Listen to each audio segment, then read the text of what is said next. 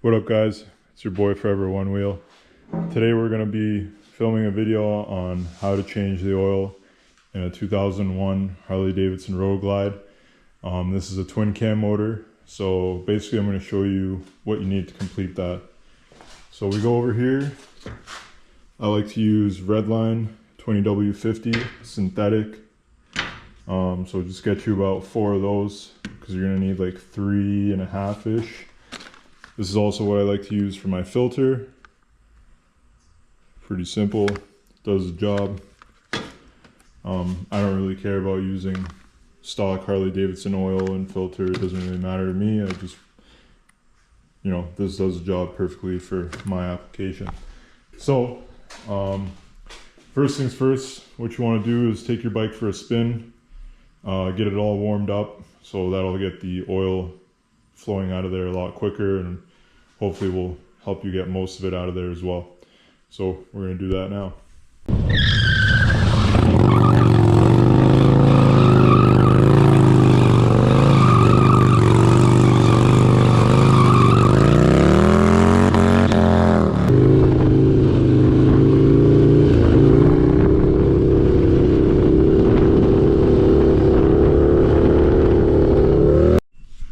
Alright, next thing we're going to want to do is get your bike all jacked up, put your oil pan underneath. You're going to need a 5/8 socket to reach the oil bolt under here. So what you're going to do now is just get that all loosened up and drain your oil.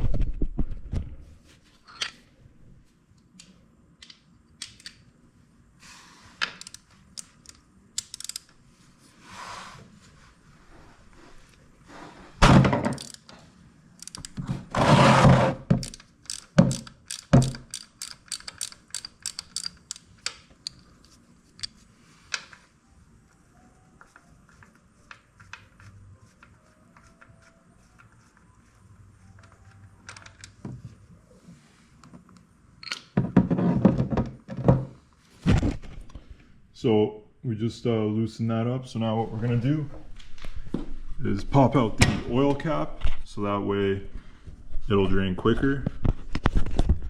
So we'll do that next.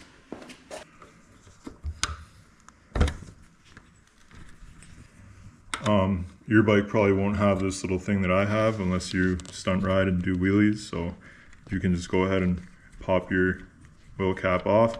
I have to do this little extra step to ensure that I can not lose my oil dipstick when I'm out doing stunts. So just let that sit like that, and now it's just a waiting game. Wait for all the oil to drain. As you can see, it's coming out at a faster rate now. So once that's all drained, we're going to move on to taking off the filter. Alright, so next thing we're going to do, the engine oil is pretty much mostly drained out. I have just a little drip container under there chilling just to get any excess stuff that comes out.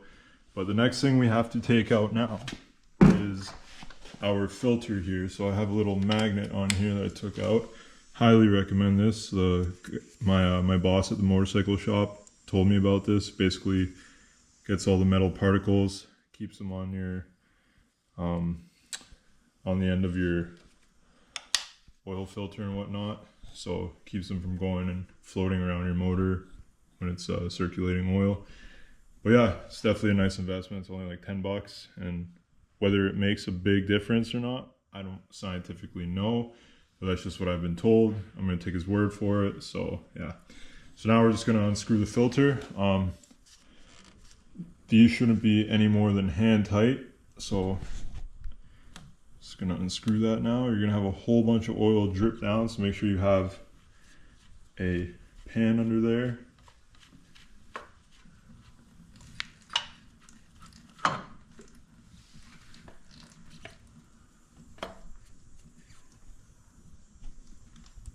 So get that out.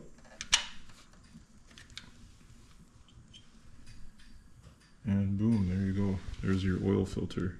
Straight to the trash. Alright, so as you can see, we took the filter off and there's an excess of oil that is now fallen onto your motor mount. what you're gonna want to do now is take some brake clean and just clean up this whole area. Clean up the motor mount, the linkage, your rectifier, and the mating surface where your new oil filter will go on. Alright, so the next thing we're going to do is we're going to take our oil filter, get that screwed on, throw that in the trash, pop this out.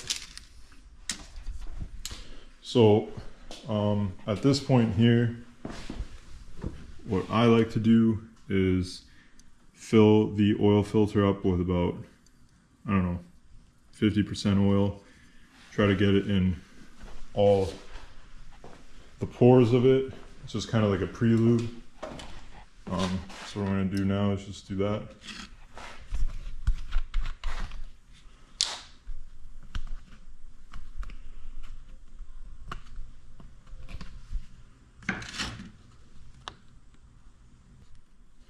Get our oil, fill it about halfway. Just watch inside, you'll see it kind of soak in.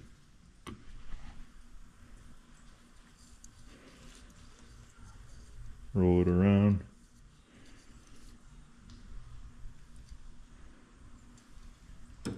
Now you don't have to do this. I like to do it because I just don't like to start these dry.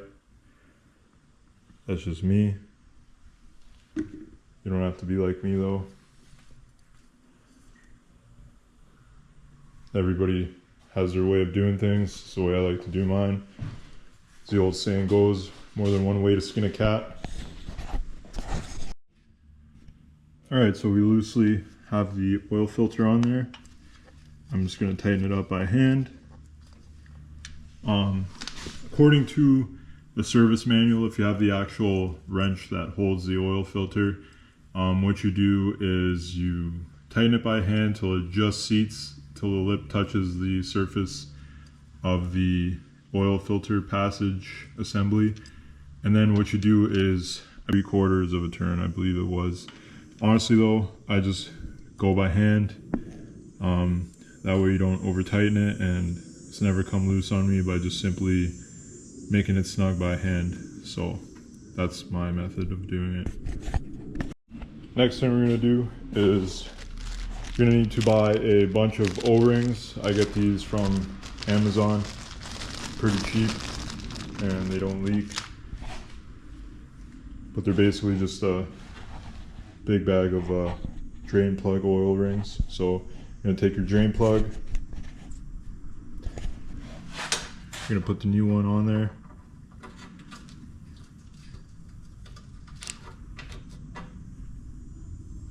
There you go.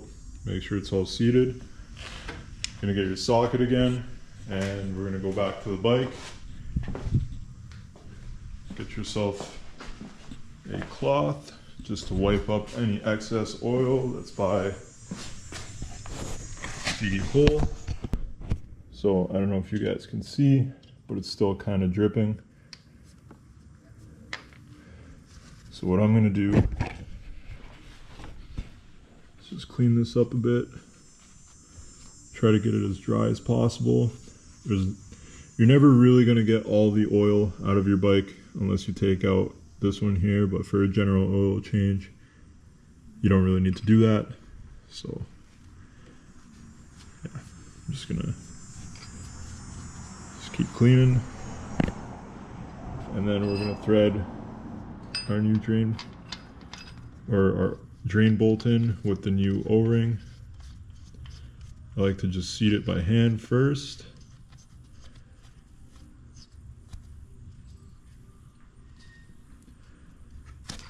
Once it's seated by hand, take your ratchet. Now, if you want to get technical here, use a torque wrench. 18 to 21 foot-pounds, I believe, is the torque spec for oil drain plugs. So I'm just going to snug it up by hand first. So it's pretty snug there. Usually that would be all right, but I'm OCD and I like to use a torque wrench, so that's what we're going to use. Torque wrench here now. Throw it in there. Pretty hard to do this one hand.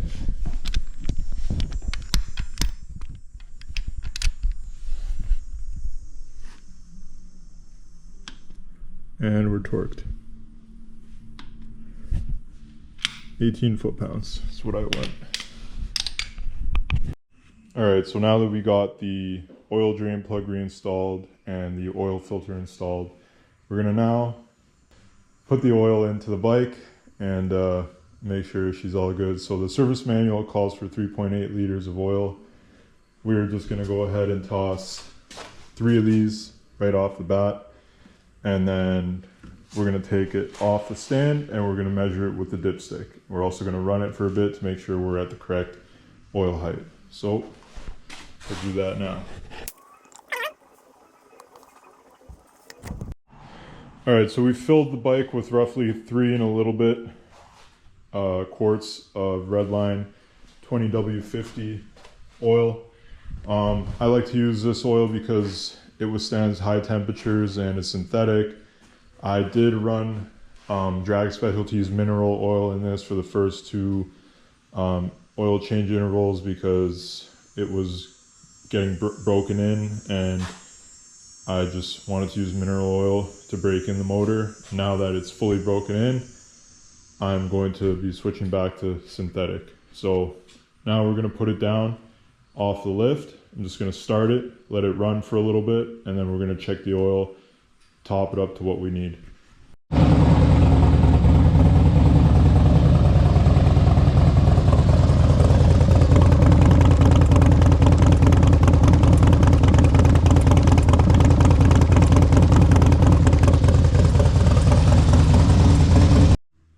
Alright, so we ran it for about a minute there just to get all the oil cycled. The purpose of that was basically just to let all the oil cycle through so we can get an accurate reading on the dipstick. So keep in mind, because my bike is heavily modified, the suspension on this is considerably taller over stock. So if you look at my bike, it's got a pretty crazy gangster lean to it, and that is actually going to throw off the oil reading on the dipstick because now it is leaning over farther than a stock bike would. So to fix that, what I do is I set my jack stand underneath my passenger peg to roughly get it at the same angle as what a stock bike would be. Now, do I know accurately if it's the same angle? No, but I know it's pretty close. So this will give me a decent reading.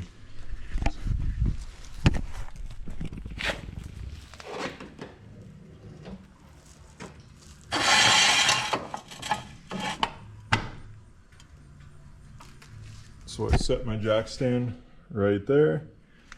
Now, if we take a look at the bike again, it's leaning, but it's got a stock bike lean now.